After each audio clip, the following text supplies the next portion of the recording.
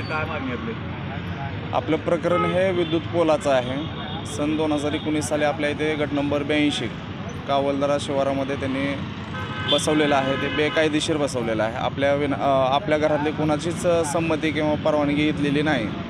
पूर्णपणे करारनामा हा बनावटीचा आहे.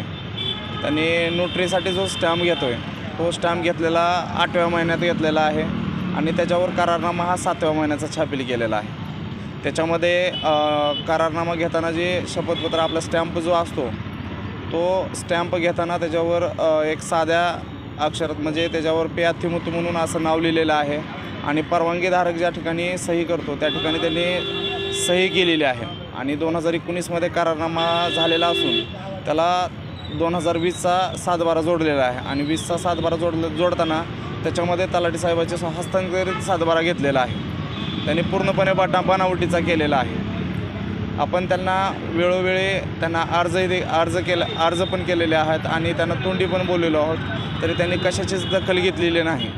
मग आपण SDO साहेबाकडे ज्यावेळेस प्रकरण दाखल केलं त्यावेळेस त्यांनी पूर्णपणे कागद असताना आपल्या विरोधात त्यांनी मनाई हुकूम त्यांनी कंपनीवाल्याला दिलेला आहे आणि त्याच्यानंतर आपण 6 तारखेला जिल्हाधिकारी कार्यालयाला आपण एक असं निवेदन दिलेलं आहे की आपलं 17 तारखेपर्यंत जर आपल्या पोलाचं जे काय मावेजा किंवा तिथलं जे काय असेल ते मिटल्याशिवाय त्यांनी आपल्या मार्गी नाही लावले तर आपण 17 तारखेला उपोषण बसणार आहोत आणि आपण आज उपोषणाला बसलेलो आहोत.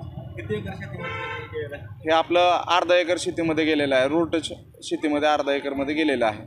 त्याच्यामध्ये 3 पोल आणि 9 स्टे असं त्यांचं बाधित क्षेत्र गेलेलं आहे. त्याच्याखाली नाव काय आपलं? माझं नाव अरुण राजेंद्र पवार आहे. गाव कुठले? मी कावलदरा तालुका जिल्हा धाराशिव.